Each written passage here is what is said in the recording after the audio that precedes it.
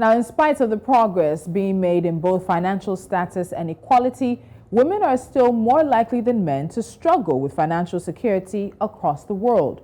Women face extra challenges when working towards building wealth. Several factors make it more difficult for women to save for the future, even though they may need a larger nest egg to help cover their longer life expectancies. And these factors can put a woman on a very different trajectory in terms of her long-term retirement savings and retirement outcomes. These difficulties became much worse for women around the world due to the pandemic.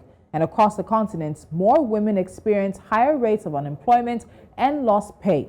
But it doesn't have to be that way. Today's Money Monday conversation is a gendered one as we look at how women can build wealth. Joining me from Abuja, Nigeria is Toyin Alasi. She's a financial advisor with MoneyWise International. Toyin, welcome to Business Edge. Thank you for joining me. Thank you for having me. Good morning. Good morning. So when we often talk about women struggling in a different way than men to build financial wealth, it's difficult for many people to wrap their heads around. They think it's the same issues left, right, and center. So let's start with the challenges that seem to make it more difficult for women than men. What are these challenges that are very specific to women? Okay, one of the major challenges is what you already hinted when you were speaking. It's the gender pay gap. Women are paid less than men, mostly. Women are hired into lesser roles most of the time. And even menial roles, women tend to do more menial jobs than men. So we have that challenge, it's there obviously. Also, of course, women go through the childbearing season and it can take a toll on a woman's career. So some women can take an entire year off work. As a matter of fact, I've seen women who would have to stay on the hospital bed throughout their pregnancy. And then you have the first child, you have the second, you have the third. So it can be a lot of issue for women during their childbearing season to earn an income. Also, you have the issue of work-life balance. Women are a bit more emotional, so we can come to work, your child is ill, things are not in place, and then this can affect your entire productivity at work. And so I remember when I was at the bank, I used to get this question a lot because sometimes you didn't plan for it, but on Sunday evening, your child just gets ill. And then I get the question, is it only you that have children? And my boss used to ask me that question a lot of times. So it's one of the challenges we face, apart from the fact that we also need to find our place in a male-dominated industry. It could be a lot of challenge for women. And given the example you just shared now, it would even make you ask in terms of the gender expectations, because for many kids and for many of us women who are working, you do have a partner. So why is it the expectation that it's always the woman who needs to take off time from work to take care of that child, which allows, in respect, male colleagues to move forward? But we'll come to that in just a minute. You did mention the gender pay gap as well. For many people, they think this is something that's a Western conversation. How much of a reality is this gender pay gap or this earning gap for African women? It's actually a reality, no doubt. In Africa, women have to balance the demands of culture with society. I mean, as much as we want the men to do some things for us, they can't carry the pregnancy. So the reality is there. In Africa, according to African Development Bank, women are said to work 50 more hours than men, yet they earn lesser. And then they are hired into more menial roles than men. Also, the gap today, as of 2000, no doubt, is closing up because as of 2000, we only had 3 women on Forbes' list of wealthiest women in the world in Africa. But today, you have up to 14 of them. So that gap is closing up. The reality is that even though 14 of them put together, all their wealth is not even up to those of the men.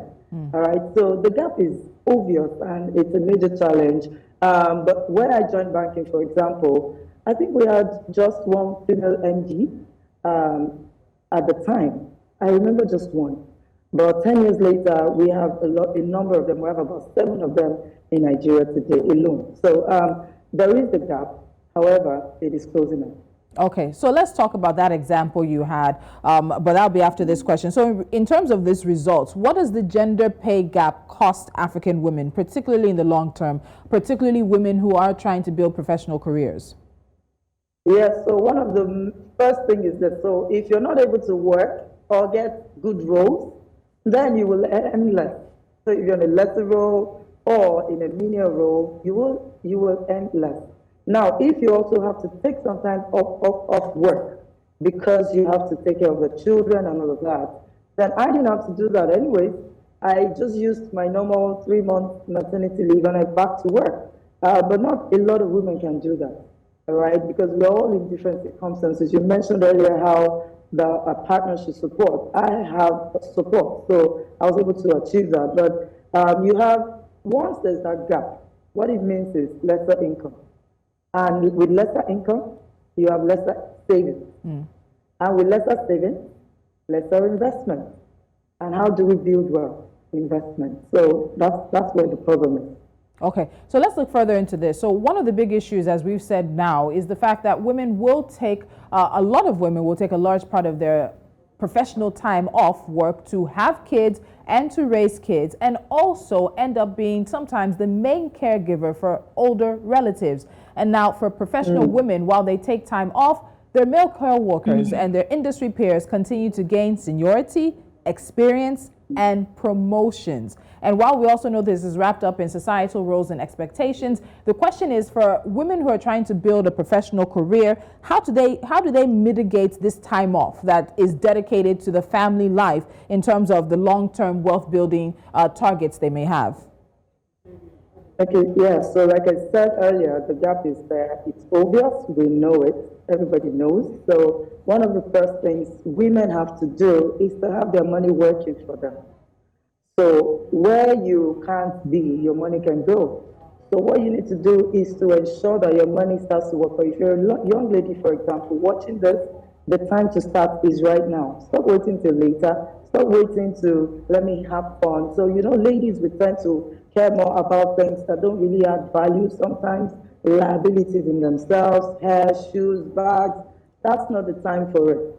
Your money is supposed to go to work for you, bring you an extra that you can use to do all of those things. So the first thing is to make sure that this money you're earning, no matter how little and no matter how disadvantaged you may be, we've seen women come out of these challenges and they've been able to achieve a great thing. So you can't accept that limitation. So that income has to get to work for you. And number two is wealth building happens by the creation of assets than liabilities. So you need to start putting your income into asset creation. It could be land, it could be an investment in stock, it could be anything. Whatever you can put your money to that will bring you extra money without you necessarily being involved. It could be a business. You need to get started on those things. And one of the ways which you've mentioned, of course, is investment. So I found it interesting that while women tend to manage household finances and they're better managers overall, men usually direct investments. And women tend to question their abilities when it comes to investing. Now, Morgan Stanley found that women are 44% less likely to consider themselves knowledgeable about financial matters. But what they also found is that in the long term, women are better investors than men. So what does a woman need to know about investing, particularly to make herself confident and start herself on that path of wealth creation and wealth building? Yes, so women, let me say this directly to you. You cannot be afraid of taking risks. Wealth building comes by investing. Your money going to work for you, either in a business or a particular investment vehicle that you decide on. However, you can't just stay safe all the time. You have to take some risks. The interesting thing is, these principles don't recognize gender. So when you're investing, it doesn't say, oh, this is a woman investing, let me not favor her. No. So once you catch on this investment thing, you are getting started on your journey. So one of the first things I'm going to say is ladies have to embrace financial literacy more than before. I remember as of last year, my social media handle had more men following me than women. And I always wondered, what exactly is the problem? We need to embrace financial literacy and get started knowing. So the gap between where you are and where you're supposed to be is actually a knowledge gap. All you need to do is to find the right information you need and take it on. So women have to embrace financial literacy. Now, wealth is a destination. Investing is a route to it.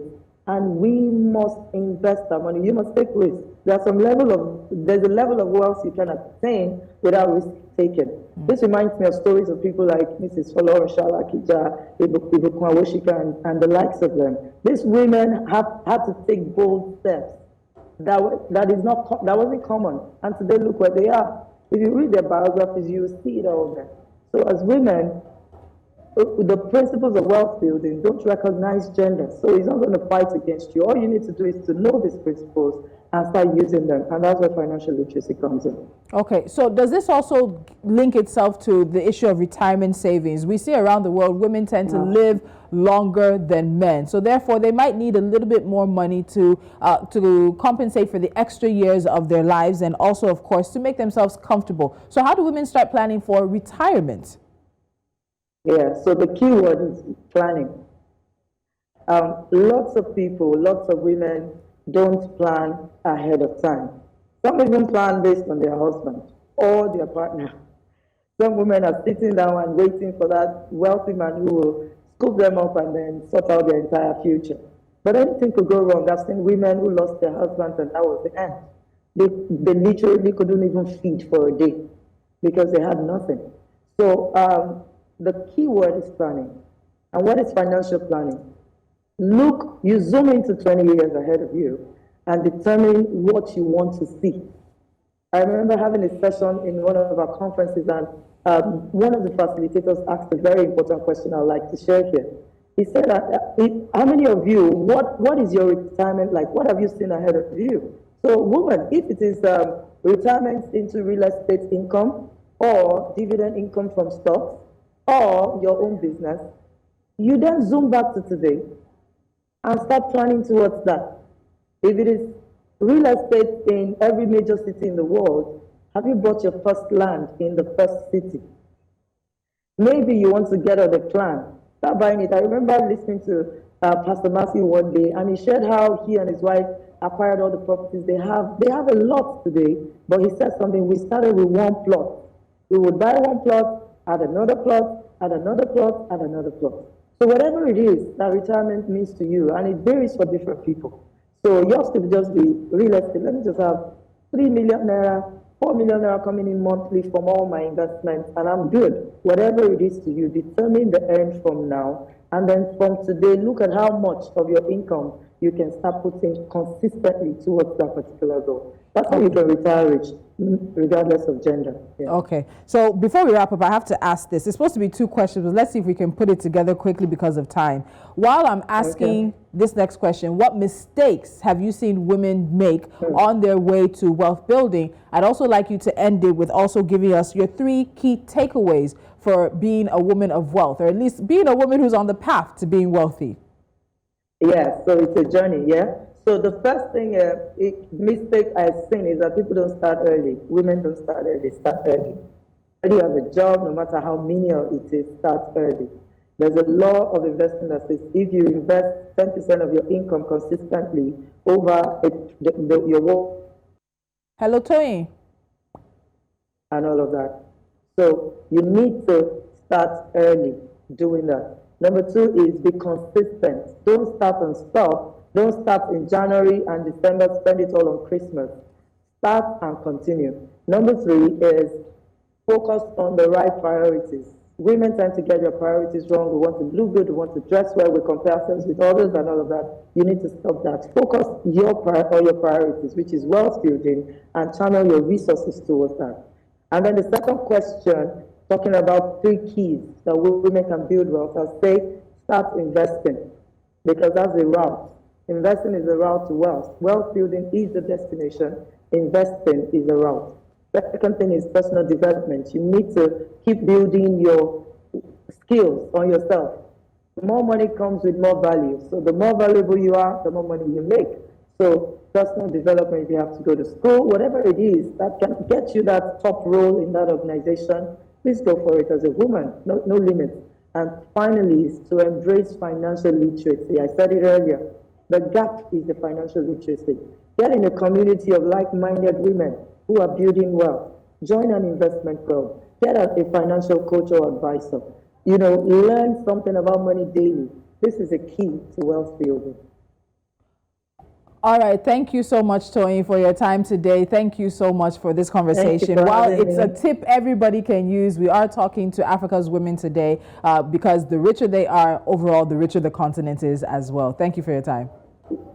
Thank you very much for having me. Bye-bye.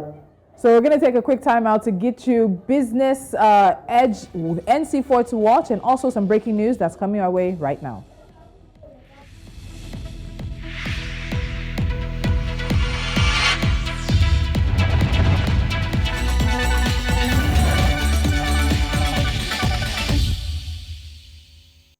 All right, so right before we get into NC4 to watch, we have some breaking news coming in from Nigeria's petroleum industry. And what we have right now is that the Mobile Senior Staff Association is shutting down 70,000 barrels per day deep offshore production over unresolved differences with the NNPC. And it just mirrors back to the conversation we had at the beginning of the show, looking at the fact that crude oil theft is now an existential crisis for the country. Nigeria has been overtaken by Angola as the continent's largest crude oil producer for August. And we're also hearing from officials of the NNPCML that the country loses $700 million a day. And now with this shutdown, it's very likely that Angola will hold on to the first place in crude oil production for yet another month. So breaking news coming in right now.